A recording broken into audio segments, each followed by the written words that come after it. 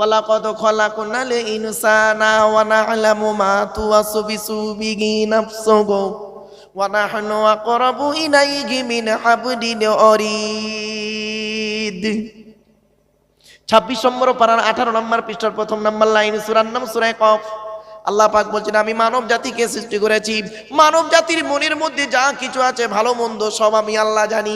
বান্দা কোনোদিন ভাববি না আমি আল্লাহ অনেক দূরে, না না না, আমি আল্লাহ তোর ঘাড়ের শিরার নিকটবর্তী। একবার অন্তরের অন্তঃস্থল থেকে আমাকে স্মরণ কর, আমি আল্লাহ তোর ডাকে সাড়া দেব। সামান্য তুই, তোর বাপ আদম, আল্লাহ বলছে তোর বাপ আদম সামান্য গন্ধম পানি ফেলেছে, আমাকে ডেকেছে, তার ডাকে আমি সাড়া দিয়েছি। আর একটা তোদের বাপ, নাম হলো তার নূহ নবী, 950 বছর চোখের পানি ফেলেছে, আমাকে ডাক দিয়েছে, আমি তার ডাকে সাড়া দিয়েছি। তোর জাতির পিতা নাম হলো তার ইব্রাহিম খলিলুল্লাহ, আগুন কুণ্ডের ভেতর থেকে ডাক দিয়েছে, আমি আল্লাহ তার ডাকে সাড়া দিয়েছি। তোদের আর একটা নবী নাম হলো ইউনুস নবী, 3 দিন মাছের পেটের ভিতর থেকে ডাক দিল, লা ইলাহা ইল্লা আনতা সুবহানাকা ইন্নী কুনতু মিনাজ জালিমিন, ফাস্তাজাবনা লাহু ওয়া নাজাইনাহু মিনাল গাম্মি ওয়া কাযালিকা নুনজিল মুমিনিন। এই বলে ডাক দিল, আমি আল্লাহ তার ডাকে সাড়া দিয়েছি। তোদের আর একটা নবী নাম হলো তার আইয়ুব নবী, 18 বছর রোগে থাকার পরে বিপদ থেকে আমাকে ডাক দিয়েছে, তার ডাকে সাড়া দিয়েছি। তোদের আর একটা নবী নাম হলো তার কি, নাম হলো তার ইউসুফ নবী, কুয়ার ভেতর থেকে ডাক দিল, তাকে আমি তার ডাকে সাড়া দিয়েছি। মূসা নবী ডাক দিয়েছে, তার ডাকে সাড়া দিয়েছি। ঈসা নবী ডাক দিয়েছে, তার ডাকে সাড়া দিয়েছি।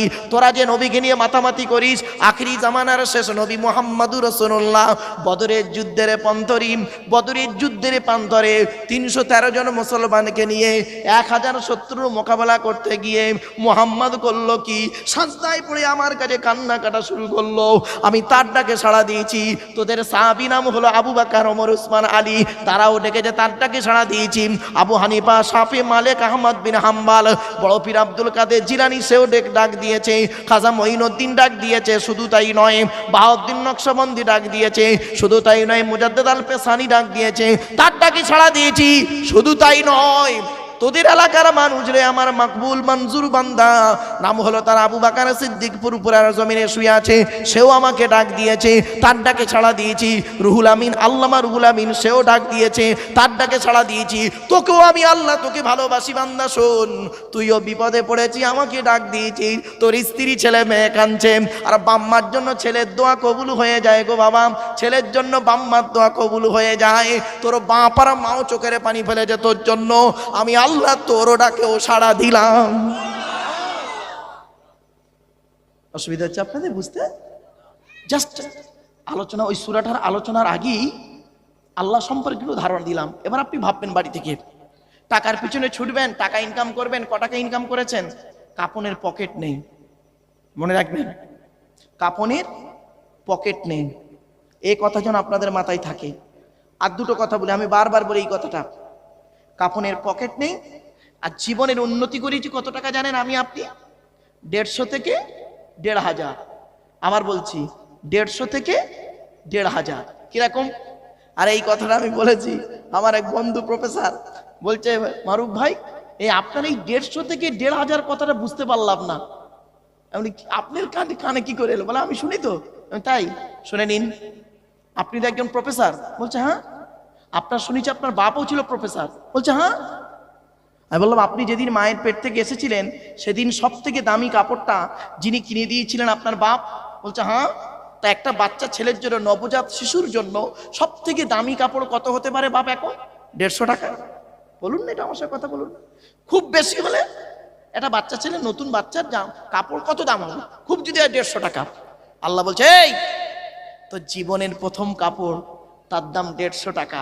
তুই কিন্তু ওটা নিজে পড়তে পারলি না, লোকেই তোকে পরিয়ে দিয়েছিল, তোর মা, নার্সের মেয়ে ইত্যাদি। তো জীবনের প্রথম কাপড়, তার দাম 150 টাকা, তুই নিজেও পড়তে পারলি না। আর জীবনের শেষ কাপড়, তার দাম 1500 টাকা, নাম হলো তার কাপন। কাপন কাপন তার দাম 1500 টাকা, ওটাও তুই নিজে পড়তে পারবি না, অন্যেই তোকে পরিয়ে দেবে। তা কি উন্নতি করলি? জীবনের প্রথম কাপড় 150 টাকা, নিজে পড়তে পারলি না অন্যেই পরিয়ে দিল। জীবনের শেষ কাপড় তার দাম 1500 টাকা, নিজে পড়তে পারলি না অন্যেই পরিয়ে দিল। তোর উন্নতি কি হলো? জীবনের উন্নতি শুরু আর শেষ 150 থেকে 1500। কিছু বুঝতে পারলেন কথাটা? বাড়ি থেকে ভাববেন বাপেরা, আমার ওয়াজগুলো বাড়ি থেকে মূল্যায়ন করবেন। বাস্তব কথা। আজ আপনারা প্লাস্টিকের উপরে বসে আছেন, তো কালকের মারা গেলে প্লাস্টিকের নিচে চলে যাবেন। এটাই পার্থক্য। বক্তারা ওয়াজ করতে করতে আপনাদের বলেনি, কোরআনে আছে, আল্লাহ পাক কোরআনে বলেছেন, ইয়াউমা ইয়াফিরুল মারউ মিন আখিহি ওয়া উম্মিহি ওয়া আবি ওয়া সাহিবাতিহি ওয়া বানি। আল্লাহ বলেন কিয়ামতের দিন সেই দিনের ভয় তোরা কর, যেদিন স্বামী তার স্ত্রী ছেড়ে চলে যাবে, স্বামী বাপ তার বেটা থেকে চলে যাবে, ভাই তার বোন থেকে চলে যাবে। বলেনি বাপেরা? বলুন না। হ্যাঁ, আল্লাহ বলছে বোকারে, কিয়ামত তো এখন একটু দেরি রেখেছি। কিয়ামতের মাঠে কি দেখবি রে? পৃথিবীতে একটু টেস্ট করে দিলাম তোদের। পৃথিবীতে কিয়ামতের মাঠে কি দেখবি? পৃথিবীতে তোদের একটু টেস্ট দিলাম রে, টেস্ট। কিরকম টেস্ট শুনবেন? আল্লাহ বলছে 2020 সালে করোনা রোগ দিলাম, ওতেই বোঝা গেছে কে আপন আর কে পর। ঠিক না ঠিক? স্বামীর করোনা হয়েছে, স্ত্রী পালিয়েছে। স্ত্রীর করোনা হয়েছে, স্বামী পালিয়েছে। বাপের করোনা হয়েছে, ছেলে ডাক্তারকে বলছে মেরে দেন, মেরে দেন, মেরে দেন। কিছু বুঝতে পারছেন? ভাইয়ের করোনা হয়ে মারা গেছে, ভাই লাশ নিতে যায়নি। আল্লাহ বললেন কিয়ামতের মাঠে কি দেখবি রে? 2020 সালে সামান্য করোনা রোগ দিয়েছি, ওতেই তোরা করলি কি একদম, ওতেই ভালোবাসা আপন আর পরচেনা হয়ে গেছে। এই পৃথিবীতে তোর আপন বলে কেউ নেই, একমাত্র আমি আল্লাহই হলাম তোর আপন। জোরে বলুন। আরেকজন আপন আছে, আরেকজন আপন আছে পৃথিবীর জমিনে। সেটা হলো কে? তোদের নবী মুহাম্মদ সাল্লাল্লাহু আলাইহি ওয়াসাল্লাম। সে নিজের জন্য কোনোদিন বলল না আল্লাহ তুমি আমাকে জান্নাতে দাও, আমার বউ বাচ্চাকে জান্নাতে দিও, আর বাকি সব যে যা মরে মরুক, যা পারে হয় হোক। একটাই কথা বলে গেল, হাবলি উম্মতি, হাবলি উম্মতি। ওগো আল্লাহ, আমার উম্মতের কি হবে, আমার উম্মতের কি হবে? সে তোকে নিঃস্বার্থ ভালোবাসে। সুবহানাল্লাহ বলা গেল না? তো আজকে সেই আলোচনা আছে এই সূরার প্রথমে, আল্লাহর আলোচনা। এই সূরার দ্বিতীয় আয়াতে রয়েছে নবীর আলোচনা আসছে। আসমান পৃথিবী জমিন, আল্লাহ বলছেন আসমান পৃথিবী জমিনে যা কিছু আছে সকলে কিন্তু আমাকে ডাকে। সুবহানাল্লাহ বলা যাবে না? আচ্ছা, গাছ কিভাবে আল্লাহকে ডাকে? মাছ কিভাবে আল্লাহকে ডাকে? চলুন আয়াতটা পড়ি, আর একটা একটা করে উদাহরণ তুলে ধরছি। আল্লাহ পাক কোরআনে বলছেন, চলো আজকে সূরার প্রথম আয়াত, ইউসাব্বিহু লিল্লাহি মা ফিস সামাওয়াতি ওয়া মা ফিল আরদিল মালিকিল কুদ্দুসিল আজিজিল হাকীম। এই হলো প্রথম আয়াতটা পড়লাম। ও বাবা, এই গোটা সূরাটাই মুখস্থ। আপনাদের দোয়া, আল্লাহ পাকের রহমত, নবী পাকের কদমের উসিলায়, বাম্মা ওস্তাদ পীরের দোয়ার উসিলায় গোটা সূরাটাই মুখস্থ। কিন্তু কোরআন শরীফ সাথে নিয়ে বসি কেন? বলা যায় না, মানুষ মাত্রই তো মশাবিয়াত আয়াত লেগে যেতে পারে, সেজন্য সাথে নিয়ে বসি। বাপ, অন্য কিছু ভাববেন না। চলো আল্লাহ পাক কি বলছে দেখি। প্রথমে আয়াতের মানেটা শুনুন, তারপরে ব্যাখ্যা। আল্লাহ বলছেন আসমান পৃথিবী জমিনে যা কিছু আছে সকলে আল্লাহর তসবিহ যাপন করে। সুবহানাল্লাহ বলেন। আমি আল্লাহ হলাম হাকিম, আমি আল্লাহ হলাম মালিক, কুদ্দুস, আলিম, আজিজ, হাকিম। চারটে গুণ আছে এখানে আল্লাহর। এই বাক্যের ভিতরে চারটে শব্দ আছে আল্লাহর, সেফাতি নাম, গুণাবলী নাম চারটে আছে। কি কি? এক নাম্বার হলো মালিক, দু নাম্বার হলো কি আমি আল্লাহ হলাম কুদ্দুস, মানে পুত ও পবিত্র। মালিক মানে জানেন তো, মালিক আর বলতে হবে না, পুত ও পবিত্র। আজিজ ক্ষমতাবান, হাকিম বিচারক। চারটে গুণ। মূল আয়াতের মানেটা বলে দিলাম, এবারে ব্যাখ্যায় যাচ্ছি।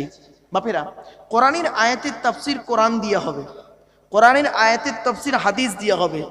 মন গড়া যদি কেউ তাফসির করে, রাসূল বলেছেন মান ফাসসারাল কুরআনা বিরাইহি ফালিয়াতাবাওয়াহু মাকআদাহু মিনান নার।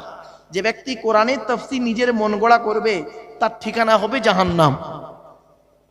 আর কোরআনের যিনি তাফসির করবেন, খুব কম করে হলে তার 25 রকমের জ্ঞান তার ভিতরে থাকতে হবে। কটা বাপ? মনে রাখবেন 25 রকমের জ্ঞান থাকতে হবে, তবে ওই লোকটা কোরআনের তাফসীর করার যোগ্যতা রাখে। কি কি? ইলমুল সরফ, ইলমুল নাহু, ইলমুল বালাগাত, ইলমুল বায়ান, ইলমুল বাদি, ইলমুল ইমলা, ইলমুল ইশতিকাক, উসুলের সমস্ত দিক, আম, খাস, মুতলাক, মুকাইয়াদ, সারি, কেনায়া, হাকিকি, মাজাজি, ইবারাতুন নাস, ইশারাতুন নাস, দালালাতুন নাস, ইক্তিজাউন নাস, শানে নুজুল, তারিখ জানতে হবে, আসমাউ রিজাল জানতে হবে, এমনকি এই আয়াতের পিছনে কি হাদিস আছে, ওই হাদিসটা সহিহ না জয়ীফ এটাও জানতে হবে, খবরে মুতাওয়াতির, খবরে মাশহুর, খবরে ওয়াহিদ। সাথে সাথে বলা হয়েছে যিনি কোরআনের তাফসীর করবেন তাকে মুমিন হতে হবে। আর কোরআনের তাফসীর কোরআন দিয়ে হবে, কোরআনের তাফসীর হাদিস দিয়ে হবে। মন গড়া যদি কেউ তাফসীর করে তার ঠিকানা হবে জাহান্নাম। বাপেরা, যে জায়গায় বসেছেন আজকের আপনারা, একদিন বুঝতে পারবেন এই জায়গার গুরুত্ব। যেদিন অন্ধকার নীরব নগরে চলে যাবেন সেই দিন ভাববেন যে পৃথিবীতে কেন একটু গিয়ে বসলাম না, নিজের স্ত্রীকে ছেড়ে, ছেলে মেয়েকে ছেড়ে ওই জায়গায় কেন বসলাম না। চলুন একটা একটা করে বলে দিই। তাহলে আয়াতের বাংলা মানেটা কি বললাম? আল্লাহ পাক বলছেন আসমান পৃথিবী জমিনে যা কিছু আছে সকলে আমার তাসবিহ যাপন করে। আমি আল্লাহ হলাম মালিক, আমি আল্লাহ হলাম কুদ্দুস মানে পুত পবিত্র, আমি আল্লাহ হলাম ক্ষমতামান, আমি আল্লাহ হলাম বিচারক। এইগুলো মূল আয়াতের মানেটা। এবারে ব্যাখ্যায় যাচ্ছি। এই আয়াতের তাফসীর অন্য আয়াত দিয়ে হচ্ছে কি, চলো। তুসাব্বিহু লাহুস সামাওয়াতুস সাবউ ওয়াল আরদু ওয়া মান ফীহিন ওয়া ইম মিন শাইইন ইল্লা ইউসাব্বিহু বিহামদিহি ওয়ালাকিন লা তাফকাহুনা তাসবিহাহুম। 15 নম্বর পারার 5 নম্বর পৃষ্ঠা 3 নম্বর লাইন, সূরার নাম সূরা বনী ইসরাঈল। আল্লাহ বলছেন আসমান পৃথিবী জমিনে যা কিছু আছে সকলে আল্লাহ পাকের তাসবিহ যাপন করে। তোদের মধ্যে খুব কম লোক আছে তাদের তাসবিহগুলো বুঝতে পারে। সকলের কিন্তু বাবা সেই চোখটা নেই। একে চন্দ্র দিয়ে পক্ষ তিনে নেত্র, একে চন্দ্র দিয়ে পক্ষ তিনে নেত্র। এই তিনে নেত্র বাপ 3 নাম্বার চোখটা হৃদয়ের চোখ। ওই চোখটা হতে গেলে বাবা একটু বাতিনি এলেমের দরকার। চলো, আচ্ছা গাছ কিভাবে আল্লাহকে ডাকে একটা উদাহরণ দিচ্ছি। বাপেরা, তেঁতুল গাছ জানেন? তেঁতুল গাছ, তেঁতুল তেঁতুল তেঁতুল গো বাপ, তেঁতুল গাছের তলায় চলে যান, গিয়ে দেখবেন পাতাগুলো মুড়ে গিয়েছে রাতের বেলা। খিরিস গাছের তলায় চলে যান, শিরিষ গাছের বা খিরিস গাছের তলায় গিয়ে দেখবেন, গাছের তলায় গিয়ে দেখুন পাতাগুলো রাতের বেলা মুড়ে গিয়েছে। লজ্জাবতী বলে একটা গাছ আছে, স্পর্শ করবেন পাতাটা আস্তে আস্তে মুড়ে যাবে। সূর্যমুখী ফুল বলে একটা ফুল আছে, গাছের তলায় গিয়ে দেখুন রাতের বেলা মাথা হেঁট করে আছে। আল্লাহ বলি রাত যখন হয়ে যায় প্রত্যেকটা সৃষ্টিজীব নীরবতা পালন করি। আর বান্দা শোন, সকালবেলা সূর্যের আলো ফটোলাইসিস শালক সংশ্লে যখন আমার লাইটের আলো যখন ওদের গায়ে পড়বে, তেঁতুল গাছ আস্তে আস্তে পাতাটা খুলে যাবে, খিরিস গাছ আস্তে আস্তে পাতাটা মেলে ধরবে, আর সূর্যমুখী ফুলটা মাথা তুলে আল্লাহ আল্লাহ বলে তাসবিহ যাপন করবে। চলো এবার প্রাণীরা কি করে আল্লাহকে ডাকে দেখি। আজ থেকে 1500 বছর আগে বাপ অ্যালার্ম ঘড়ি আছে না আপনাদের? হ্যাঁ, আজ থেকে 1500 বছর আগে অ্যালার্ম ঘড়ি ছিল না, কিন্তু তখন মানুষ ফজরের নামাজ পড়তো কি করে। একদিন আল্লাহ রসুল করলেন কি, খুব চিন্তিত। জিব্রাইল এসে বললেন ইয়া রাসূলুল্লাহ আপনি কেন এত চিন্তিত একটু বলুন। আল্লাহর নবী বলছেন আমার উম্মতরা হলো কি অলস যদি হয়ে যায়, ফজরের নামাজ পড়তে পারবে না, ঠিক মতো উঠতে পারবে না। শুধু তাই নয়, রমজান মাসের ভোরের বেলা যে খাবারটা খায় তাকে কি বলে বাবা? ও বাবা ওইটা নয়, সেহেরি নয়, সাহারি শব্দটা। কি বললাম বাপেরা? সাহারি। সিনে জবর হলে সাহারুন মানে হচ্ছে আরবিতে, সাহারুন মানে হচ্ছে রাতের শেষ অংশের খাবার। আর সিনে জের হলে সেহরুন মানে হচ্ছে জাদু করা। হাদা সিগিরুম মুবিন, এ প্রকাশ্য বড় জাদুকর। কাফেররা বলতো কোরআনে আছে গো বাপ। তাহলে সিনে জের হলে হবে জাদু, আর সিনে জবর হলে হবে রাতের শেষ অংশের খাবার। তাহলে শব্দটা কি হবে? সেহেরি না সাহারি হয়েছে বাপিরা? এগুলো একটু ঠিক করে নেবেন। চলেন, আল্লাহর নবী বললেন ও ভাই জিব্রাইল, আমার গুনাহগার উম্মত উম্মতিরা ফজরের নামাজের সময় যদি ঘুমিয়ে পড়ে, ঘুম না ভাঙে কি হবে? রমজান মাসের সাহারি খেতে পারবে না, সারাদিন না খেয়ে তো রোজা রাখতে কষ্ট হয়। আল্লাহ বলে দিলেন, নবী চিন্তার কোনো কারণ নাই, রোজা হলো আমার জন্য, নামাজ হলো আমার জন্য, আর আমার বান্দাদের ঘুম থেকে তুলে দেওয়ার দায়িত্ব আমি আল্লাহ আমার রয়েছে। নবী তোমার চিন্তা করতে হবে না, আমি আল্লাহ করলাম কি এই পৃথিবীর জমিনে একটা প্রাণীর এমন স্বভাব করে দিলাম, ঠিক অ্যালার্ম ঘড়ির মতো করে দিলাম। নবী আমার বললেন, লা তাসুবুদ্দিকা ফা ইন্নাহু ইউকিজুলিস সালাত, তোমরা মোরগকে গালি দিও না। মোরগ বুঝেন তো বাবা? মোরগ জামাইরা ভালো বুঝে। আল্লাহ নবী বলেন তোমরা মোরগকে গালি দিও না। বলে কেন? মোরগ তোমার ফজরের সময় নামাজের জন্য বাঘ দিয়ে ডেকে দেয়। কেউ রে শিখিয়ে দেয় যে ফজরের ওয়াক্ত হয়ে গেছে, তুই বাঘ দে।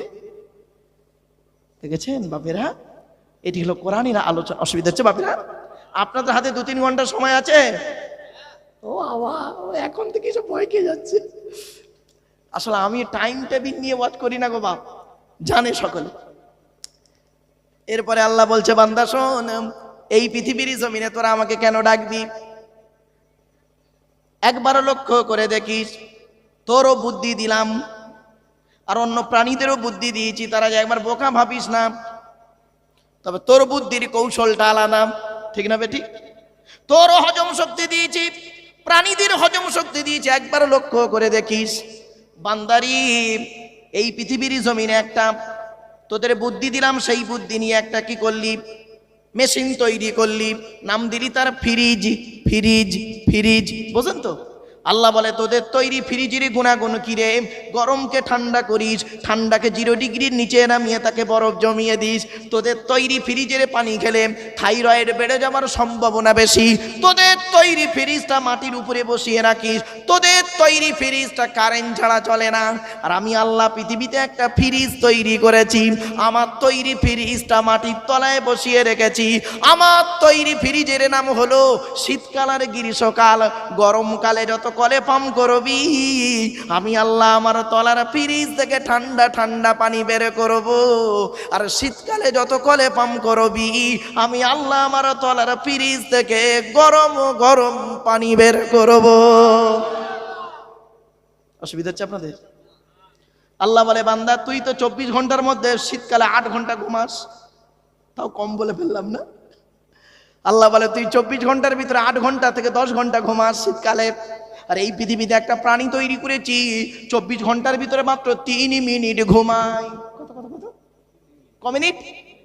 3 মিনিট ঘুমায়। তাও আবার কি, 1 মিনিট ঘুমাবে, একটু রেস্ট নেবে, আবার 1 মিনিট ঘুমাবে, আবার একটু রেস্ট নেবে। আল্লাহ বলে, বান্দারি সৃষ্টি জগৎকে একবার লক্ষ্য করে দেখি, যে প্রাণীটার নাম বলে যাচ্ছি বাবা, জিরাফ। জিরাফ জিরাফ 24 ঘন্টার ভিতরে 3 মিনিট মাত্র ঘুমায়। আল্লাহ বলে, তুই তো সারা দিন খালি ঘুমিয়ে কাটাচ্ছিস। বান্দা লক্ষ্য করে দেখিস, তোরও হজম শক্তি দিলাম, হাতিরও হজম শক্তি দিলাম। পৃথিবীতে একটা ফল তৈরি করেছি, তুই খাবারটা খাস মুখ দিয়ে, 22 ফিট লম্বা নাড়ির ভিতর দিয়ে বের করে। স্টুলের পায়খানা গো বাপ, পায়খানা রাস্তায় গেল, ইউরিনটা পেছাবের রাস্তায় গেল, দুটো বের করে দিলি। আর বান্দা লক্ষ্য করে দেখিস, এই পৃথিবীতে একটা প্রাণী তৈরি করেছি, সে গাল দিয়ে খায়, গাল দিয়ে বের করে দেয়। বুঝতে পারলেন না? আল্লাহ বলে, বান্দা আরো দেখ, তুই খাবারটা খাবার পরে 22 ফিট লম্বা নাড়ি, কত কত কত, এগুলো মনে রাখবেন, 22 ফিট লম্বা নাড়ির ভিতর দিয়ে পচিয়ে পচিয়ে পচিয়ে পচিয়ে মালটাকে আনলি। আর একবার লক্ষ্য করে দেখিস, একটা পিঁপড়া সেও তো খায়, তার কত ফিট লম্বা নাড়ি আছে। বান্দা লক্ষ্য করে দেখিস, এই পৃথিবীর জমিনে তোরও হজম শক্তি দিয়েছি, হাতিরও হজম শক্তি দিয়েছি। তুই একটা ফল খাস, নাম হলো তার বেল। বেল বেল তুই যখন বেলটাকে খাস, ভেতরের মালটা বের করে পানি দিয়ে শরবত করে খাস। আর হাতিকে একটা গোটা বেল খেতে দিবি, ও হাতি গোটা বেলটাই গিলে নেবে। সকালবেলা যখন পায়খানা ফিরবে দেখবি, গোটা বেলটাই তোর ফেরত দেবে। বেলটা ফাটিয়ে দেখবি ভেতরের মাল আর নাই। কি করে বেরোলো বলুন দিনি? ভেবেছেন? কোনোদিন ভাবেননি। আল্লাহ বলে, বান্দা এই সৃষ্টি জগৎগুলোকে দেখিস, আর একবার আমাকে আল্লাহ আল্লাহ বলে ডাকিস। আল্লাহ বলে বান্দারি একবার লক্ষ্য করে দেখ, এই পৃথিবীর জমিনে একটা প্রাণীকে তৈরি করেছি, পৃথিবীর শ্রেষ্ঠ খাবার তোদের জন্য সে তৈরি করে, নাম হলো তার কি জানেন? মৌমাছি। মৌমাছি, মৌমাছি বোঝেন তো? আচ্ছা, আল্লাহর নবী একদিন মৌমাছিদেরকে দাঁড় করিয়েছে, এ মৌমাছি বলো তো দেখি, পৃথিবীর হরেক রকমের ফল আর ফুল থেকে তোমরা খাবার সংগ্রহ করো, কোনোটা টক, কোনোটা তিতো, কোনোটা মিষ্টি, কোনোটা কষা, কোনোটা ঝাল, এতগুলো খাবার থেকে খাবার সংগ্রহ করো ফুল আর ফল থেকে, তো তোমাদের মধুটা এত মিষ্টি হয় কি করে? আল্লাহ পাক মৌমাছির জবানকে খুলে দিয়েছিল। আমার রসুলের একটা মারাত্মক বড় মুজিজা শুনে নিন আজকের। মৌমাছি তখন বলছে, ইয়া আসসালাতু ওয়াসসালামু আলাইকা ইয়া রাসূলুল্লাহ। আমাদের চাকে রানী মৌমাছি বসে থাকে, আর উনি আমাদের বলে দেন, তোমরা যে কান থেকে খাবার খাচ্ছ ওখান থেকে নিয়ে আমার এই চাক পর্যন্ত আসা যতটুকু সময় পাবে, এই সময়ের মাঝখানে তোমরা দরুদ শরীফ পড়তে থাকবে। কি বুঝলেন? তাই আল্লাহ পাক বললেন, ইসাব্বিহু লিল্লাহি মা ফিস সামাওয়াতি ওয়া মা ফিল আরদি। অনেক এইটুকু আয়াতের ব্যাখ্যা খুব বড় হয়ে যাবে বাপ, আর বেশি দূর গেলাম না। এরপর আল্লাহ পাক বলছেন, আল মালিক, আমি আল্লাহ হলাম মালিক। আপনিও তো একটা মালিক, কারখানার মালিক। আল্লাহ বলছে তুই একটা কারখানার মালিক রে, তুই কারখানার মালিক। তোর এই কারখানাতে 20 জন কারিগর কাজ করে, 2 জন কারিগর তোর বিরুদ্ধে যদি মুখ খোলে তুই তাকে ঘাট ধরে বের করে দিস, তাই না? তুই এইরকম একটা মালিক। আর আমি হলাম কেমন মালিক জানিস? আসমান পৃথিবী জমিনের মালিক। আমার এই চিড়িয়াখানা, তোদের তৈরি চিড়িয়াখানা ক্যালকাটা জু, গিয়ে দেখবি হরিণ টরিণ সব বেঁধে বাঁধে রেখেছিস, আর আমার তৈরি চিড়িয়াখানা, এই চিড়িয়াখানাতে তুই কি করিস? ফ্রিভাবে থাকিস। আমার তৈরি চিড়িয়াখানা। তোদের মধ্যে কেউ আমাকে আল্লাহ বলে ডাকে, তারও গাড়ি বাড়ি দিয়েছি। অনেকে আমাকে আল্লাহ বলে ডাকেই না, তারও গাড়ি বাড়ি দিয়েছি। তবে বান্দা মনে রাখিস, আমি আল্লাহ জানি একদিন না একদিন আমার কোরআনের বাণী তোদের কানে পৌঁছে যাবে। সেই দিন তোরা নিজেকে অনুতপ্ত করতে করতে আমার কাছে তওবা করবি। কোরআন জানিয়ে দিচ্ছে, ওমাইয়া আমালু সুআন আও ইয়াযলিবি নাফসা সুম্মা ইয়াস্তাগফিরিল্লাহ ইয়াজিদিল্লাহা গফুরুর রহিমা। কোরআনের আয়াত, 5 নম্বর পারার 15 নম্বর পৃষ্ঠা 12 নম্বর লাইন, সূরার নাম সূরা নিসাল। কোরআন জানিয়ে দিয়েছে, বান্দা তুই পাপ করেছিস আমি আল্লাহ জানি, পাপ করেছিস আমি আল্লাহ জানি। চলে আয় চলে আয় চলে আয় আমার কাছে একবার ক্ষমা প্রার্থনা কর। আল্লাহ জীবনে কোনোদিন সুদ খাবো না, ঘুষ খাবো না, বিয়ের পণ নেব না, নারী নির্যাতন করবো না, পাপ কাজ করবো না, এই বলে তোরা তওবা কর। আমি আল্লাহ তোর জীবনের গুনাহগুলো মাফ করে দেব। এরকম দয়ালু ব্যক্তি কাউকে দেখেছেন? চলুন, আল্লাহ পাক কোরআনে বলছেন তওবা করবি। কেমন তওবা? তওবাতান নাসুহ। কি বললাম বাপেরা? তওবাতান নাসুহ, মানে এমন তওবা কোনোদিন ব্যাকে আসবো না। তাওবা ইয়াতুবু, তওবাতান মানে হলো ফিরে আসা। কেমন ফিরে আসবে? আর কোনোদিন ব্যাকে যাব না। একটা তওবাতান নাসুর একটা উদাহরণ দেবো বাপ, দেবো হ্যাঁ, আপনাদের বোঝার জন্য, মনে থাকার জন্য। দেখবেন ভাই ভাই জমি জায়গা নিয়ে ঝগড়া হয় না আপনাদের এলাকায়? আরে বলুন না তো। ভাই ভাই জমি জায়গা নিয়ে ঝগড়া হতে হতে এক ভাই, মায়ের পেটের ভাই, এক ভাই অপর ভাইকে বলছে, এক বাপে যদি জন্ম হয়, তুই ক বাপে জন্ম? কত বোকা দেখুন। মায়ের পেটের ভাই বলছে, এক বাপে যদি জন্ম হয়, মরণ পর্যন্ত তোর বাড়ি যাব না, তোর বাড়ি খাবো না। মরেও গেল, ওর বাড়ি গেল না, ওর বাড়ি খেলো না। কুরবানির গোশ দিয়েছে, ফিরিয়ে দিয়েছে। মুসলমানের বাচ্চা, তোমরা কুরবানির গোশ দিয়ে মদ খেয়েছো? আরে বাবা, খড়ম্বার লোকেদের বলছি না, আমি এখানে সুযোগ পেয়েছি বলে বলছি, মানে বলার সুযোগ পেয়েছি বলে বলছি। আমি জাতির ওয়াজ করছি, ভাববেন না খড়ম্বার লোকেদের ওয়াজ করছি, যারা এটা ভুল ধারণা। আমার জাতির ওয়াজ করছি। মুসলমানের বাচ্চা, তবে কুরবানির গোশ দিয়ে মদ খেয়েছো? হ্যাঁ। এক হারামখোর আমার প্রশ্ন করছে, হুজুর হুজুর সুদের টাকায় বিড়ি কিনে খেলে গোনা হবে? বুঝতে পারেনি না, সুদের টাকায় বিড়ি কিনে খেলে গোনা হবে? আমি তো অবাক। শুনে নিন, একটা ছোট্ট উদাহরণ দিয়ে দিচ্ছি, এই উদাহরণটা শুনে নিন। বললো কি, এক বাপে যদি জন্ম হয়, মরণ পর্যন্ত তোর বাড়ি যাব না, তোর বাড়ি খাবো না। মরেও গেল, ওর বাড়ি গেল না, ওর বাড়ি খেলো না। মারা যাবার পর আল্লাহ এক ফেরেশতাকে ডেকে বলে, আদমের এই সন্তানটা খুব জেদি। কি বললাম বাপেরা? কি বোঝে তো শব্দটা? জেদ, জেদ, বুঝতে পারছেন তো শব্দটা? হ্যাঁ, জেদি। ফেরেশতা বলে, কেন? ভাই ভাই জমি জায়গা নিয়ে ঝগড়া হয়েছে, আত্মীয়তা বিচ্ছেদ করা হারাম, কুরবানির গোশত ফিরিয়ে দিয়েছে। 3 দিনের বেশি, আমার নবী বলেছেন, 3 দিনের বেশি মুসলমানের সঙ্গে কথা না বলে ও মুসলমানই নয়।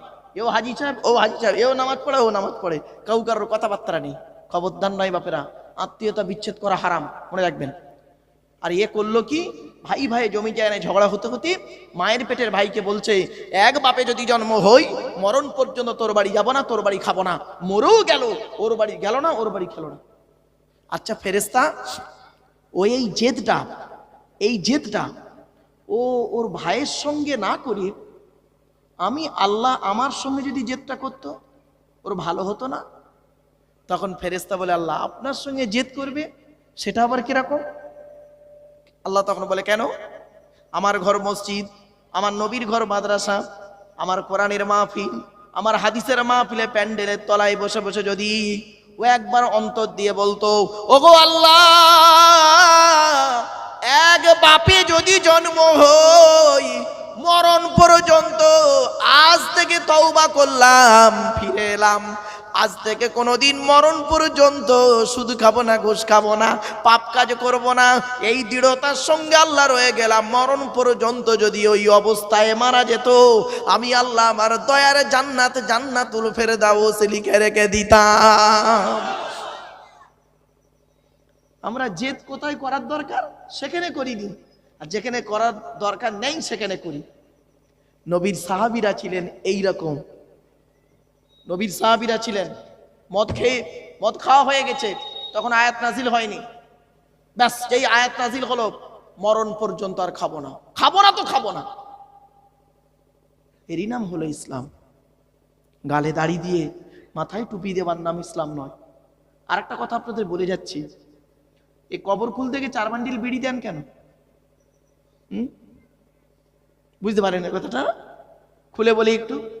যারা কবর খোলে, অনেকে তাদের এই 4 বান্ডিল বিড়ি দেয়, বিড়ি খাচ্ছে আর কবর খুলছে।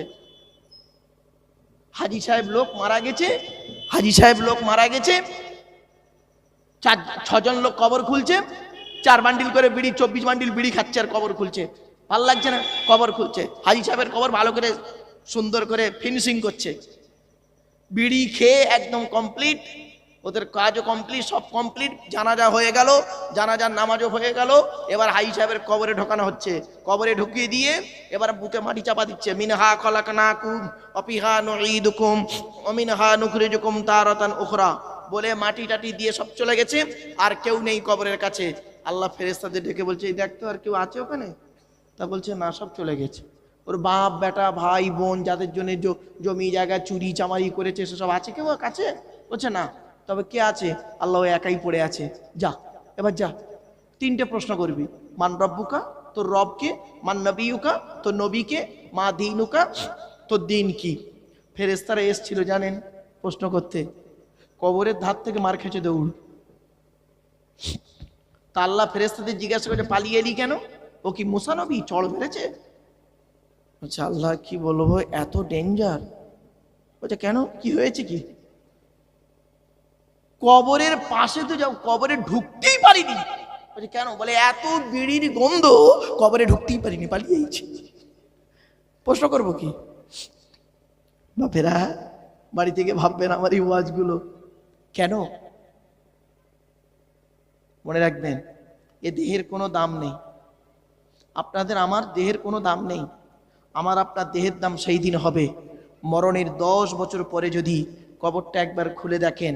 দেখি তো আব্দুল্লাহ কিল মারুফ খড়ম্বা এসে খুব বড় বড় লেকচার দিচ্ছিল, দেখ তো 10 বছর আগে মারা গেছে, কবরটা খোল, খুলে দেখ ও মাল পচে গেছে না টাটকা আছে।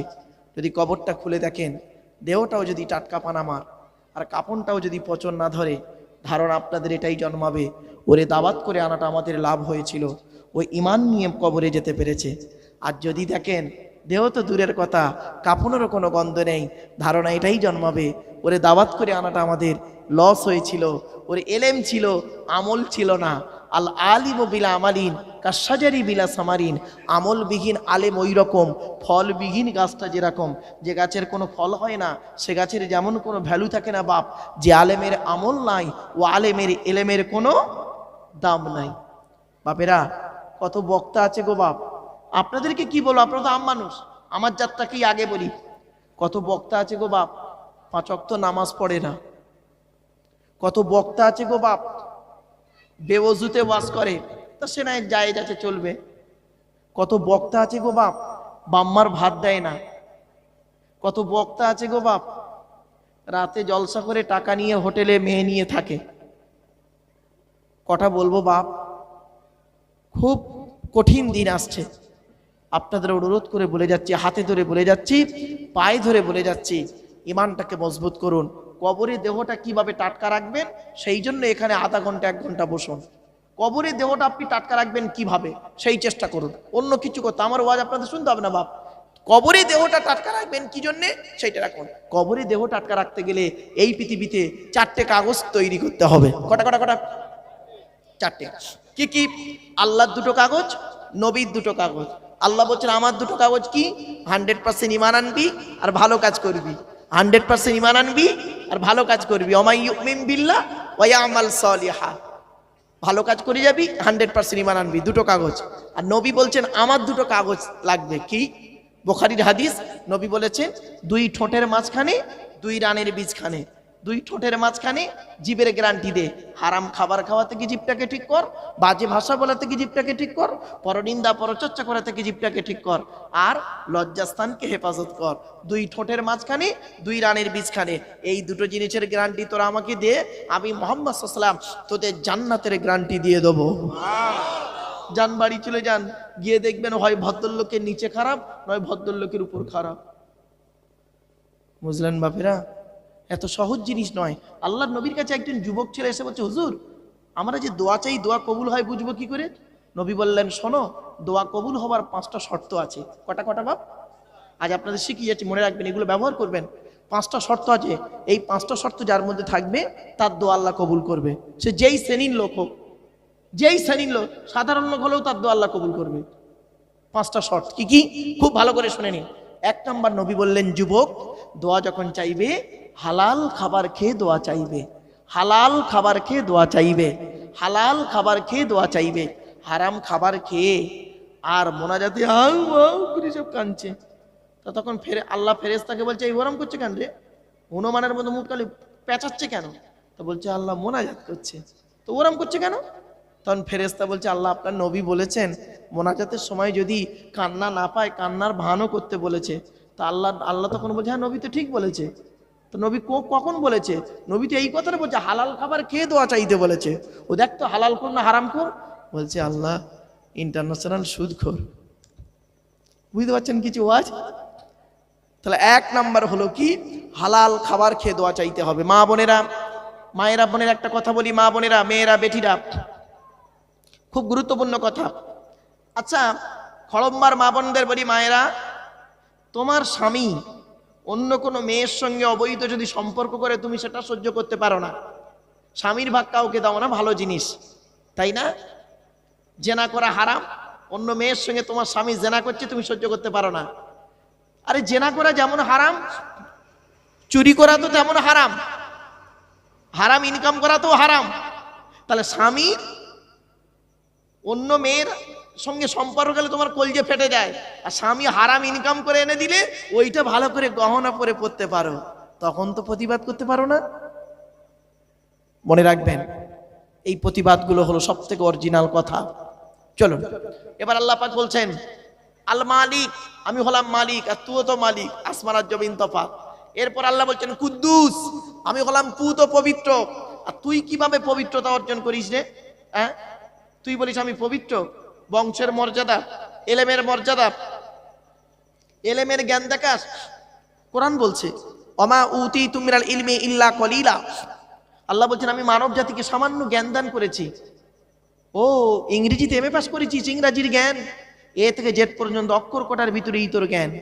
বাংলাতে এমএ পাস করেছিস, অ থেকে চন্দ্রবিন্দু চাঁদ অক্ষর কোটার ভিতরেই তোর জ্ঞান। আরবিতে মাওলানা মুফতি হয়েছিস, আলিফ থেকে ইয়া পর্যন্ত অক্ষর কোটার ভিতরেই তোর জ্ঞান। কয়েক কটা অক্ষরকে একত্রিত করে গোটা কত শব্দ তৈরি করে কি বললি? There is a no god, Allah নাই।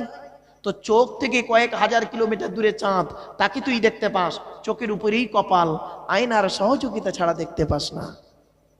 আমার বাপেরা কথাগুলো একটু ফলো করুন, চলুন।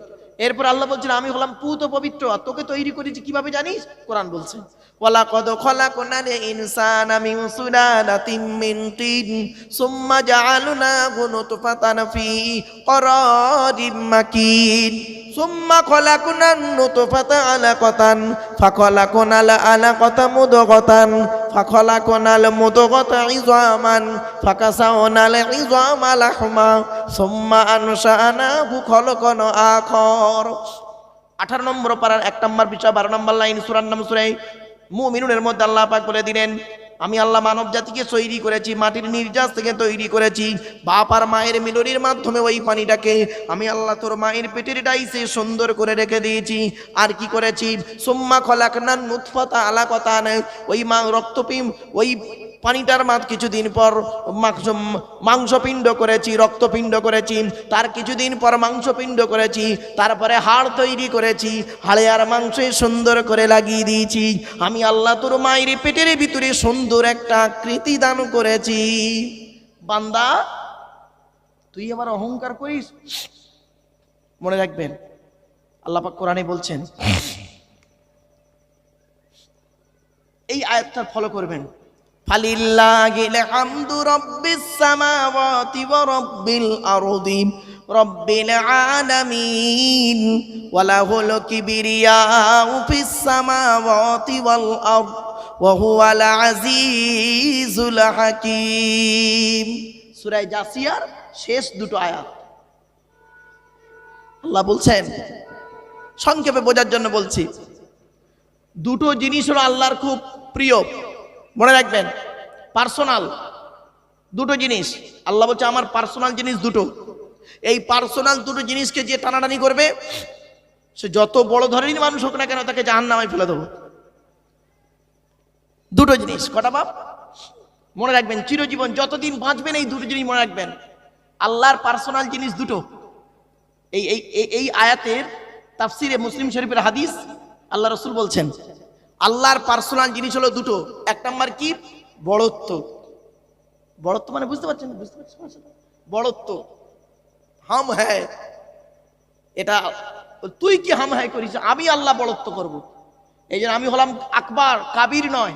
কাবিরুন মানে বড়, যার বড় থাকতে আছে বা থাকবে, আর আকবার মানে বড়, তার বড় হয় না। আল্লাহু কাবিরুন বলা হয় না, আল্লাহু আকবার বলা হয়। জোরে বলুন সুবহানাল্লাহ। ওর বড় আর হয়ই না, ইসমে তাফজিল, গুড বেটার বেস্ট। আমার বাপেরা একটু মাথায় রাখুন। আরেকটা হলো কি? বড়ত্ব হলো আমার একটা গুণ, আরেকটা আমার প্রিয় অহংকার। অহংকার আমি আল্লাহ করব, তুই কি অহংকার করবি রে? অহংকার তুই কিসের করবি? বয়সের, জ্ঞানের, দেহর, অর্থের, বীরত্বের, ক্ষমতা? কোন অহংকার তোর আমার কাছে চলবে না। অহংকার তো আমি করবো। এই জন্য আল্লাহ পাক কোরআনে বলেছেন ওয়ালা তুসাইর খাদ্দাকা লিন-নাসি ওয়ালা তামশি ফিল আরদি মারহা ইন্নাল্লাহা লা ইউহিব্বু কুল্লা মুখতালিন ফাখুর। পারা নাম্বার 21 পৃষ্ঠা নাম্বার 11 লাইন নাম্বার 14, সূরার নাম সূরা লোকমান, আল কোরআন। আল্লাহ পাক বলছেন এই পৃথিবীতে কোনোদিন অহংকার করে চলাফেরা করিস না। আমি আল্লাহ কোনোদিন কোনো অহংকারকারীকে ভালোবাসি না। এজন্য বাপীদের বলে যাচ্ছি জীবনে কোনোদিন এই জিনিসটা করবেন না। প্রত্যেকটা ব্যক্তির ভিতরে আল্লাহ পাক নিজস্ব একটা পার্টস দান করেছে, যে পার্টসের বিনিময়ে আল্লাহ পাক তাকে পৃথিবীতে সম্মানিত করে। ঠিক না বেটি? এমনও জিনিস আপনাদের মধ্যে আছে আমার মধ্যে নেই, আর আপনাদের মধ্যে এমন জিনিস আমার মধ্যে আছে আপনাদের কাছে এখনো পৌঁছায়নি। তা বলে আপনি সব জিরো আর আমি হিরো না, ওটা ভুল কথা, ভুল কথা। ছোট্ট একটা উদাহরণ দিচ্ছি। আচ্ছা বলুন তো বাপেরা, প্রত্যেক দেশের 1 নম্বর লোকটার নাম কি? রাষ্ট্রপতি, প্রেসিডেন্ট। তো ভারতে যিনি রাষ্ট্রপতি তিনি হলেন 1 নম্বর লোক। এটা নিয়ম। প্রত্যেক দেশের রাষ্ট্রপতি হলো 1 নম্বর লোক। তো আমাদের যিনি রাষ্ট্রপতি ভারতবর্ষের, তিনি 130 কোটি মানুষের 1 নম্বর লোক, তাই তো নাকি? বাস্তব তাই বলে। আল্লাহ বলছে তুই ভারতের রাষ্ট্রপতি, তাই কি তুই কি জানিস তোর গায়ে কেউ টাচ করতে গেলে কয়েকশো সিকিউরিটিকে পার করে তবে যেতে হয়, ঠিক না বে ঠিক? আল্লাহ বলছে এমন একজন লোককে রেডি করেছি তোর জন্য, তুই তার তেল মেকিয়ে মেকিয়ে তোর বাড়ি আনতে হবে। সে তোকে তেল মারবে না, তোকে তার কাছে হাতে পায়ে ধরতে হবে। বলবো হ্যাঁ, নাপিত গো বাপ, নাপিত নাপিত। রাষ্ট্রপতি যাবে পার্লামেন্টে, তো দাড়িগুলো বড় বড় হয়ে গেছে, নাপিতকে ফোন করছে 4 দিন ধরে, কোথায় আছিস রে বাবা, আয় না, আমি একটু পার্লামেন্টে যাব। সে বলছে স্যার আজকের বিয়ে বাড়ির দাওয়াত আছে, আমি বিয়ে বাড়িতে চুল কাটতে যাব, কালকে যাব স্যার। তারপরে 2 দিন ফোন করার পরে 3 দিনের মাথায় রাষ্ট্রপতি রেগে বলে তোর কি আমি পায়ে ধরবো ভেবেছিস? হ্যাঁ স্যার আমি যাচ্ছি। এলো, কারোর পারমিশন নেই ঢোকার, নাপিতের পারমিশন, ঢুকে বলল, ঢুকে পড়ে বসলো, বসালো, ছুরি কাঁচি চাকু যা বার করার কুটটুর বের করলো, বেড টের করে খানটা খৈনি যদি খায়, খৈনি খৈনি বলো তো নাকি, খৈনি যদি খায়, খানটা ডলছে, রাষ্ট্রপতি রেডি হচ্ছে, খৈনি টৈনি ডলে গালের ভেতরে দিয়ে এবারে ভালো করে সাবান টাবান মাখিয়েছে, মাখিয়ে দাড়িতে, রাষ্ট্রপতি দাড়িতে মাখাচ্ছে, মাখিয়েটাকে নিয়ে খুঁড়ে বেলেট লাগিয়ে এবারে করছে কি, রাষ্ট্রপতির কানটা ধরেছে, টানছে। আল্লাহ বলছে এই তুই রাষ্ট্রপতি, তাই কি? ওর মনটা এখন ভালো আছে বলে এই দিকে টানছে, ওর মেজাজ যদি গরম করে দিই এক্ষুনি এই দিকে না টেনে মাল এদিক টেনে দেবে, শেষ। কিছু বুঝতে পারলেন? ভাববেন এই সব ওয়াজগুলো বাড়ি থেকে ভাববেন। DM, district magistrate. আল্লাহ বলছে তুই ডিএম, তাই কি? তুই যখন তোর অফিসে থাকবি তখন তুই ডিএম, তোর কাছে কেউ যেতে পারবে না পারমিশন নিয়ে। আর তুই যখন বাজার করতে আসবি আলুওয়ালার কাছে গিয়ে আলু কিনতে, ঠিক না বেটি? ভাববেন। আর যে জিনিসগুলো আমাদের মধ্যে নেই, তো আমরা উঁচু নিচু করে ফেলি, এটাই আমাদের ভুল। এজন্য পৃথিবীতে কোনোদিন কাউকে তাচ্ছিল্য করবেন না। কার মধ্যে আল্লাহ কি রেখেছে বলা মুশকিল। আপনি কি জানেন আমার জীবনে একটা ব্রেন ঘুরিয়েছে একটা বাচ্চা মেয়ে, বাচ্চা মেয়ে ক্লাস 8-এ পড়ে, ফার্স্ট গার্ল। আমি সরকারি চাকরি করি বাপ। তো আমি বলছি, আমি মেয়েটাকে প্রশ্ন করছি, এই বলতো দেখি, সকলের সামনেই ক্লাসের মধ্যে, ক্লাস 8-এ পড়া মেয়েটাকে, এই তোরা বলতো দেখি, বলছি সকলের সামনে, তোরা বলতো দেখি। কি স্যার? একটা টেবিলের উপরে 1 কাপ চা দিয়েছি, চায়ের কাপের ডান্ডিটা কোন দিতে থাকবে? তখন কে বলছে উত্তর দিকে, কে বলছে দক্ষিণ দিকে। তখন আমি বলছি কেন, আমি এইভাবে ধরি, মানে এইভাবে ধরি, এইভাবে ধরি। ওই বাচ্চা মেয়েটা উত্তর দিচ্ছে কি শুনবেন? স্যার চায়ের কাপের ডান্ডিটা কাপের বাইরের দিকে থাকে, ভেতরের দিকে থাকলে ধরতে পারতেন। কি বুঝলেন বলুন তো দেখি? একদম মানে তৎক্ষণাৎ, মানে কি বলো, সাডেনলি যাকে বলে হঠাৎ ব্রেনটা কিভাবে ঘুরিয়ে দিল। এই জন্য মনে রাখবেন সব সময় ছেলে মেয়েদেরকে এইগুলো ফলো করাবেন আপনারা। বাচ্চাদেরকে এই বাচ্চা বাচ্চা ছেলেদের হাতে মোবাইল দেন, আপনার ছোট ছোট মেয়েদের হাতে মোবাইল দেন, খেতে খেতে মোবাইল দেন। তা মোবাইল দিতে দিতে কেন আপনারা নবীদের কাহিনী দিতে পারেন না, ইসলামিক জিনিসগুলো দিতে পারেন না বাচ্চাদের হাতে? ওরা দেখুক, দেখতে দেখতে অনেক কিছু শেখা হয়ে যাবে। এই চিন্তা ভাবনা আমাদের নেই। গুবিগাইন বাগাইন না কি আছে, আর সব গোপাল ভাঁড় এইসব আছে, ওইসব শিখিয়ে দিয়েছেন বাচ্চাটারে। বাচ্চার বাল্যকাল থেকেই তার তো ইসলামের প্রতি অ্যাটেনশনটা করা হয়েছে, হয়নি, যার জন্য সে বাচ্চাটা একটু বড় হয়ে আর ওই কথা শুনতে চাইছে না। আমার বাপেরা হাতে ধরে বলে গেলাম চলুন। এরপর আল্লাহ পাক বলছেন আল কুদ্দুস, আমি হলাম পুত পবিত্র। তুই কি পবিত্রতা অর্জন করেছিস রে? তুই যে পানি থেকে তৈরি হলি, ওই পানিটা দেহ থেকে বের হয়ে গেলে গোসল ফরজ হয়ে যায়। এরপরে আসছি আল আজিজ, আমি হলাম ক্ষমতাবান। তোর কি ক্ষমতা রে? তোর তো ক্ষমতা কয়েকদিনের মধ্যে। 25 বছর বয়স, মায়ের পেট থেকে যেদিন এরি, তোর হাইট ছিল 1.5 ফুট, ওয়েট ছিল 3.5 থেকে 4 কিলো। তখন তো বলিসনি ইহা সে লড়ঙ্গা ওহা সে লড়ঙ্গা। বয়সটা এখন 25, গরম দেখাচ্ছিস না। শুনে রেখে দে, 50টা পার হোক, পৃথিবীতে একটা রোগ আছে, ভদ্র রোগ, যাত্রার মধ্যে দিই না, সে রোগটা ভদ্র লোকেদের ভেতরে ঢুকিয়ে দিই। রোগটার নাম হলো মিস্টার সুগার।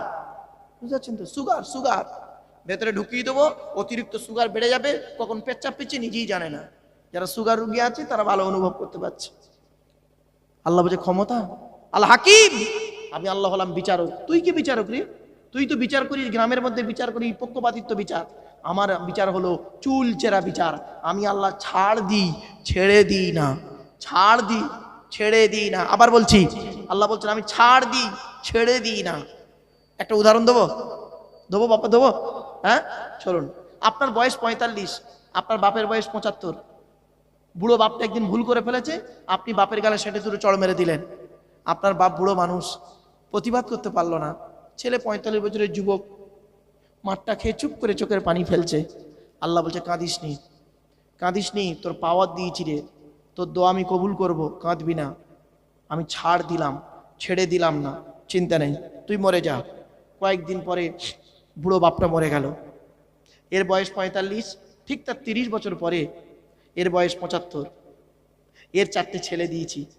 মেজো ছেলেটা এত ডেঞ্জার, হঠাৎ একটু সামান্য জিনিসের কারণে সেটা দুটো চড় মেরে দিয়েছে ওকে। তখন ও বুড়োকে মসজিদ থেকে বলছে, আল্লাহ আমার ছেলের হেদায়েত করে, আমার ছেলে মেরেছে। আল্লাহ বলল, বোকা, 30 বছর আগে তুই তোর বুড়ো বাপটাকে মেরেছিলিস, ওইটা ছেড়ে দিয়েছিলাম, এখন আর ছাড় দিলাম না, ওর উসুলটা করে নিলাম। আল্লাহর একটা নাম হলো লতিফ। লতিফ কি বললাম বাপেরা? সূক্ষ্মদর্শী। আল্লাহ ঠিক কাঁটা দিয়ে কাঁটা তুলবে, ভাবতেই পারবেন না বাপেরা, খবরদার নয়। চলো এরপরে প্রথম আয়াতটার ব্যাখ্যা হলো সংক্ষেপে, সংক্ষেপে, আর বেশি প্রথম আয়াতটা ব্যাখ্যা করা যাবে না। ওরে বাপ রে বাপ, প্রথম আয়াতটা ব্যাখ্যা করতে কিন্তু 1.5 ঘন্টা পার হয়ে গেছে। অসুবিধা হচ্ছে আপনাদের? আর একটু হবে না, বন্ধ করে দেবো? আচ্ছা একবার তকবীর দেন, নারাই তাকবীর, নারাই তাকবীর। বাপেরা একটু আগে আগে এসে বসলে ভালো হয় না বাপ? একটু আগে আগে গায়ে গায়ে গায়ে গায়ে বসেন না বাবা। একবার দরুদ শরীফ, আল্লাহুম্মা, জোরে জোরে।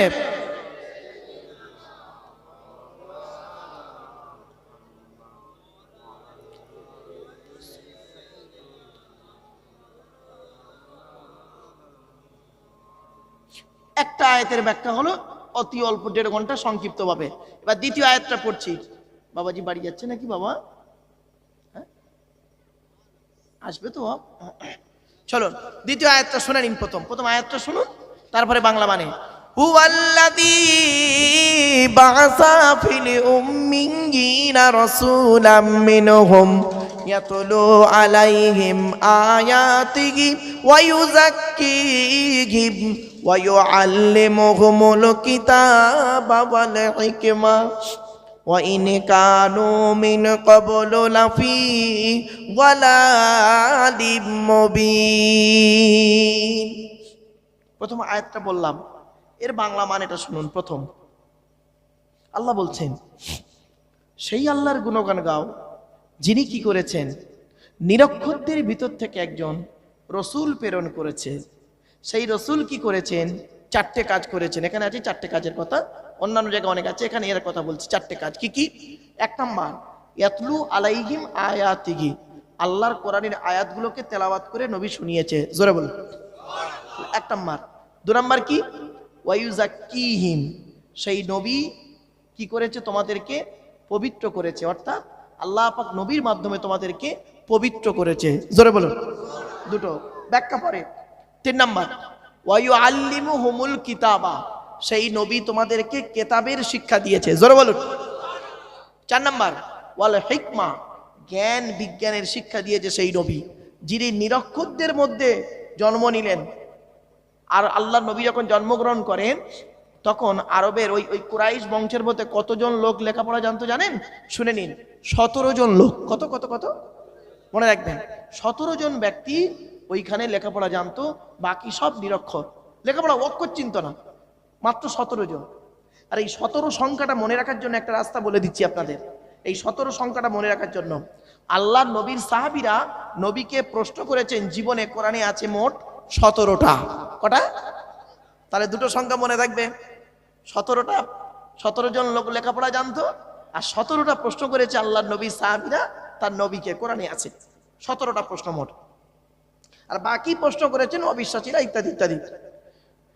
তাহলে জ্ঞান বিজ্ঞানের শিক্ষা দিন 4টে জিনিস। এরপর আল্লাহ বলছেন ওয়াইন কানু মিন ক্বাবলু লাফি দালালিম মুবিন, এই নবী আসার আগেই তোরা প্রকাশ্য গোমরার মধ্যে ছিলিস।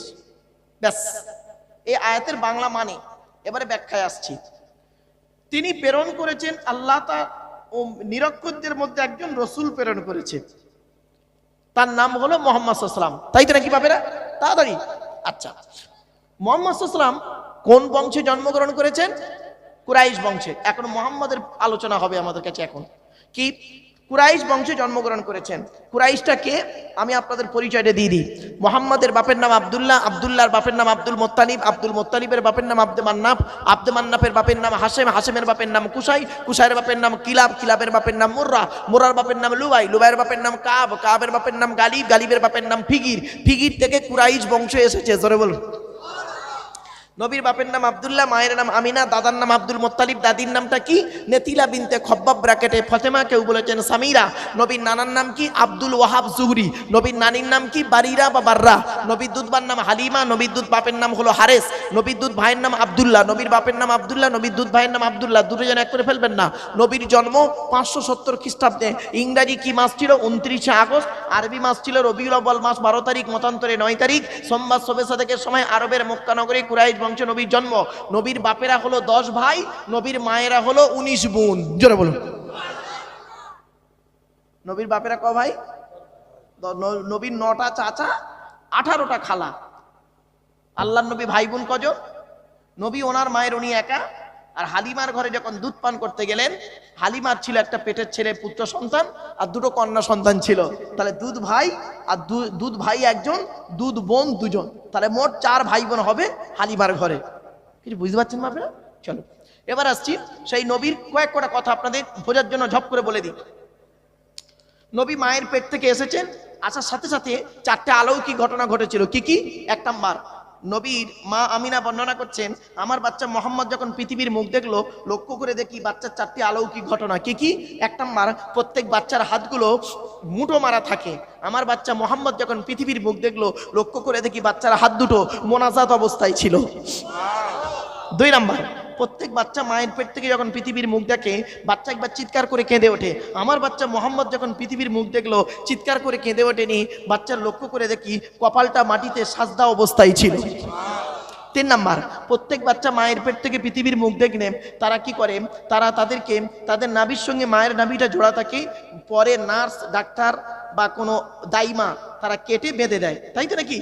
আল্লাহ নবীর মা আমিনা বর্ণনা করছেন, আমার বাচ্চা মোহাম্মদ যখন পৃথিবীর মুখ দেখলো, লক্ষ্য করে দেখি বাচ্চা মায়ের পেট থেকে আল্লাহ পাক নাড়ি কাটা অবস্থায় পাঠিয়েছে।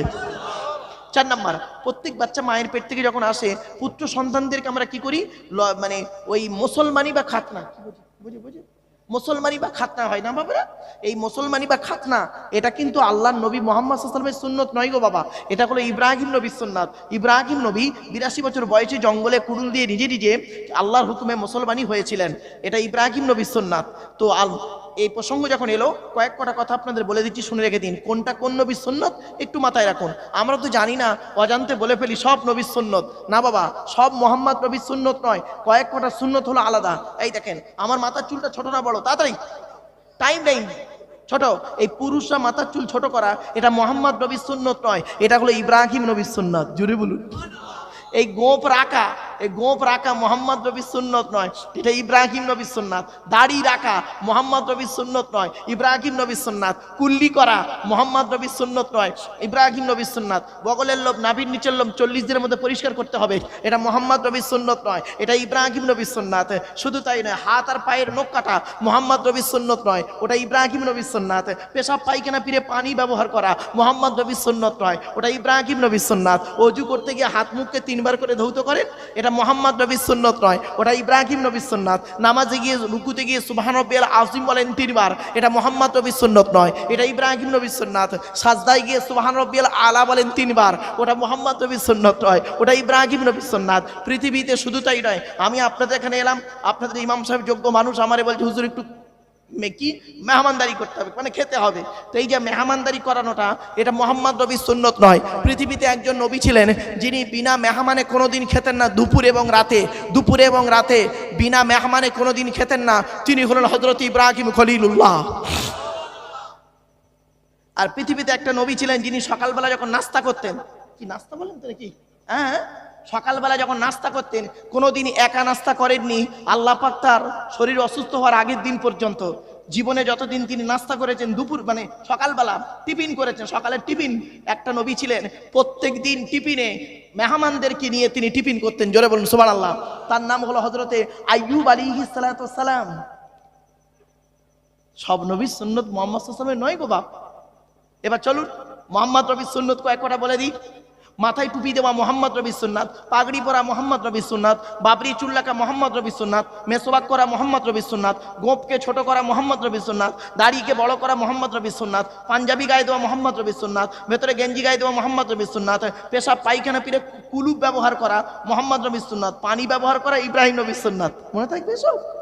এরপরে আসছি এই জুতো পায়ে দেওয়া মোহাম্মদ রবির সুন্নাত। আপনার কি বলবো, ওই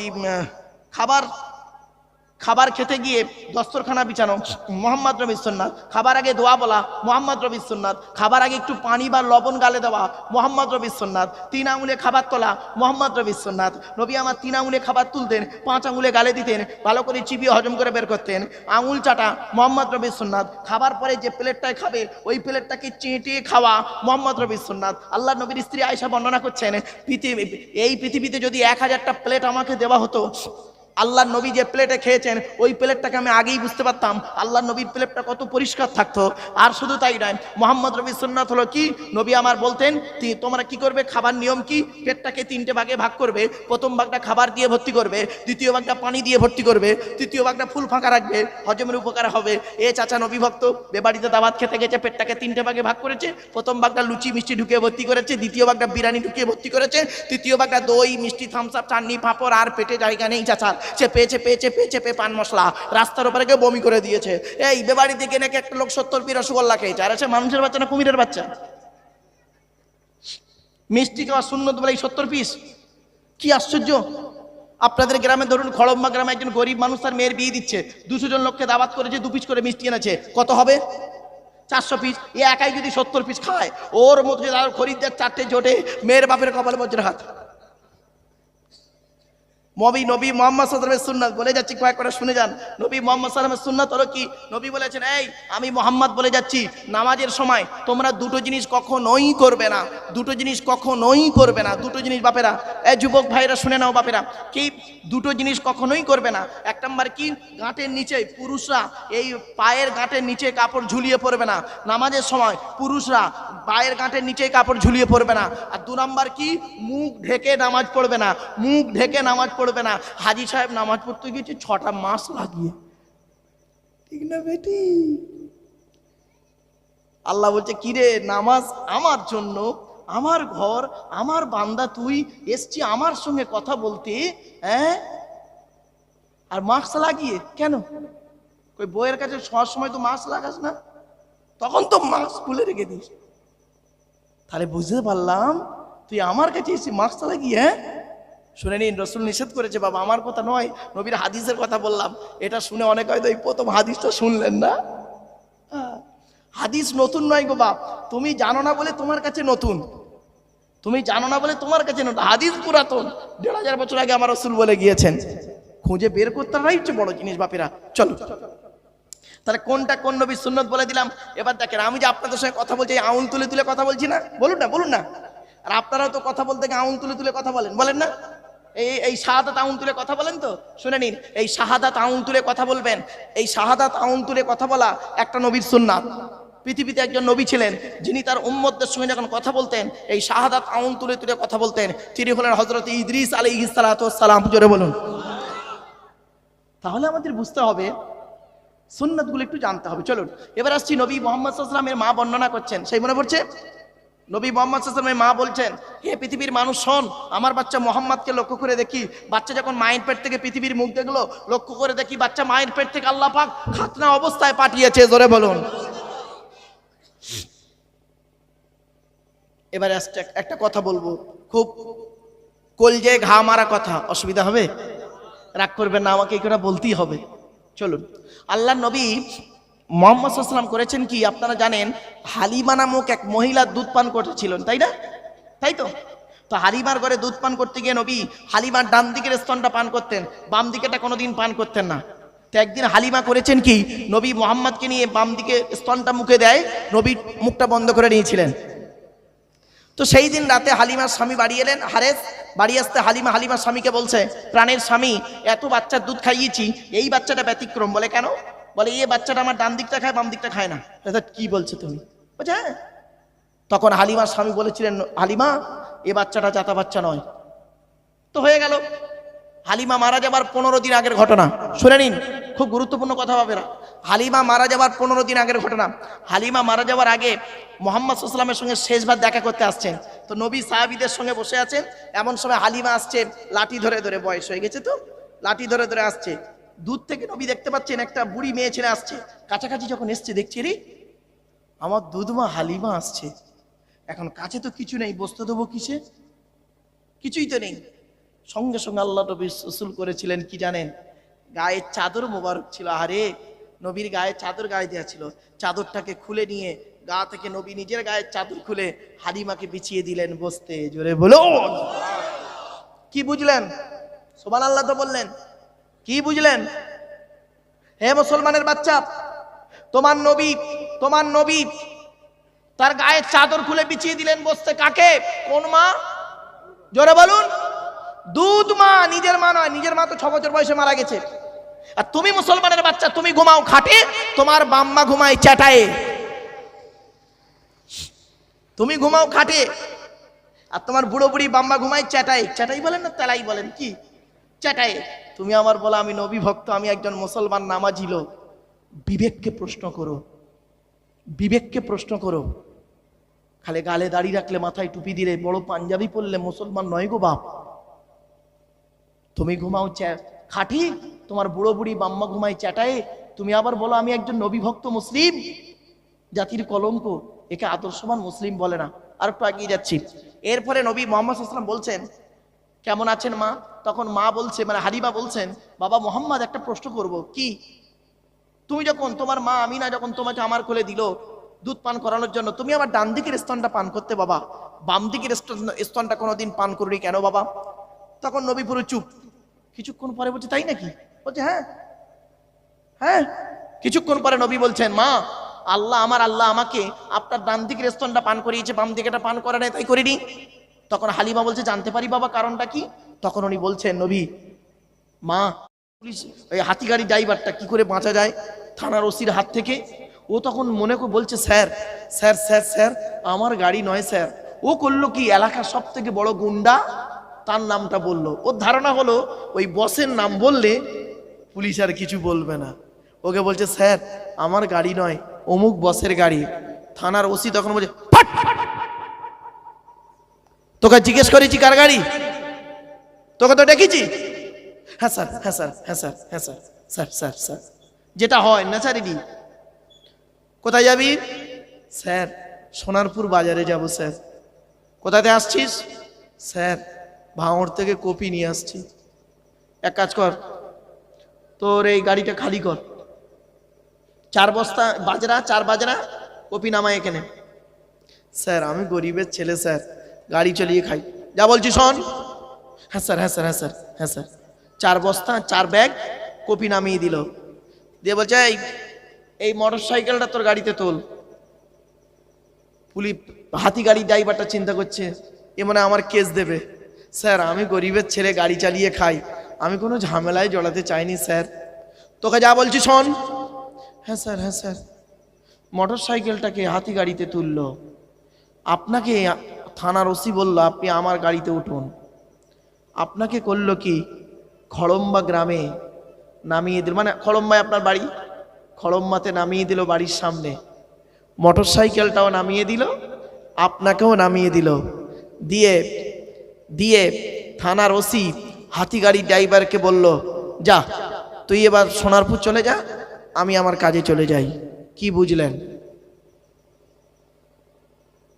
ঠিক এইরকম একটা উদাহরণ ওনাকে দিয়েছিলাম। প্রফেসর লোক তো বুঝতে দেরি হয় না, শেষ উদাহরণটা শেষ করার আগেই বলছি এক্সেলেন্ট এক্সেলেন্ট।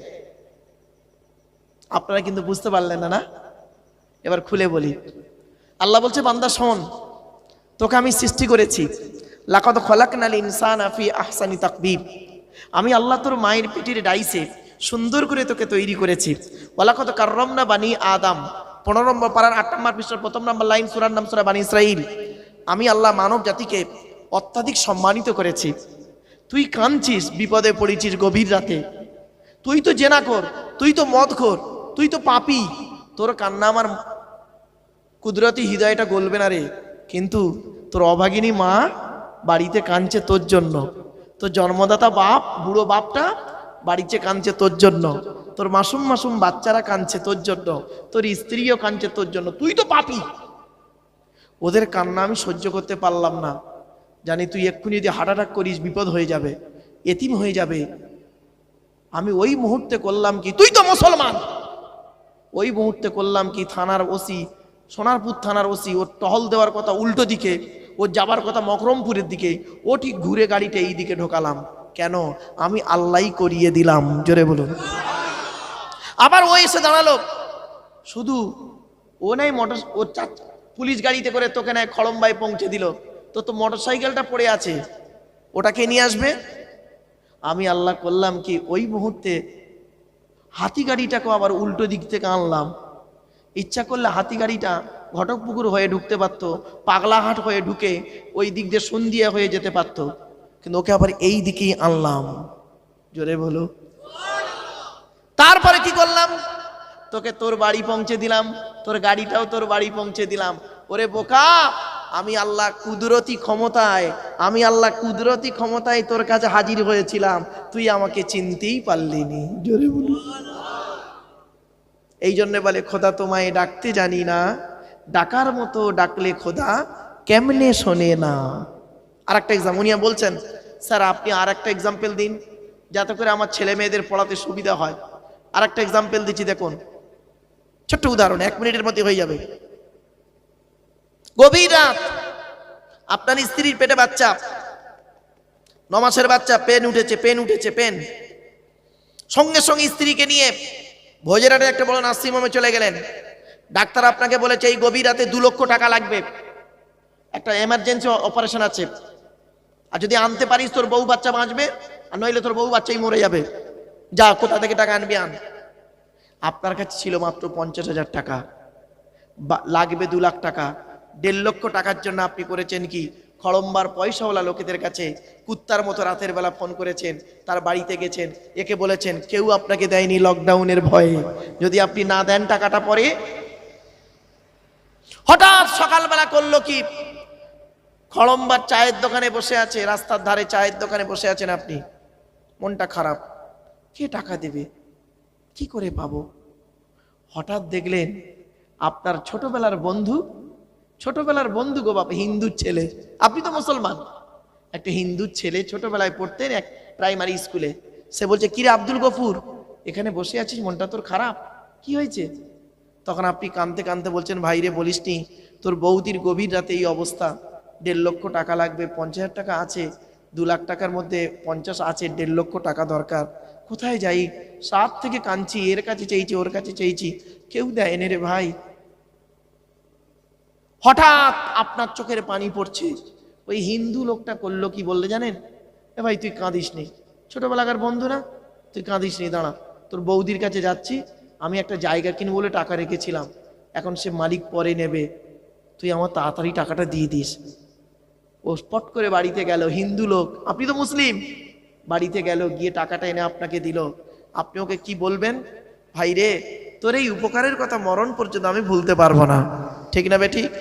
আল্লাহ বলে, বোকা, একবার ভেবে দেখ, সারা রাত ধরে কাঁদছিলিস, কেউ তোকে টাকা দেয়নি, তোর জাতির লোকেরা, কিন্তু একটা হিন্দুর লোকের কাছে গেলি, তুই তো মুসলমান, হিন্দুর কাছে গিয়ে ও তোকে জিজ্ঞাসা করলো, আমি আল্লাহই করালাম রে, ও তোকে টাকা দেবে কেন? তুই মুসলমান, ও হিন্দু, ও দেবে কেন?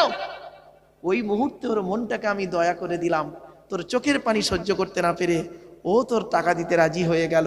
কুদরতি ক্ষমতায় আমি আল্লাহ তোর কাছে হাজির হয়েছিলাম, তুই আমাকে চিনতেই পারলি নি।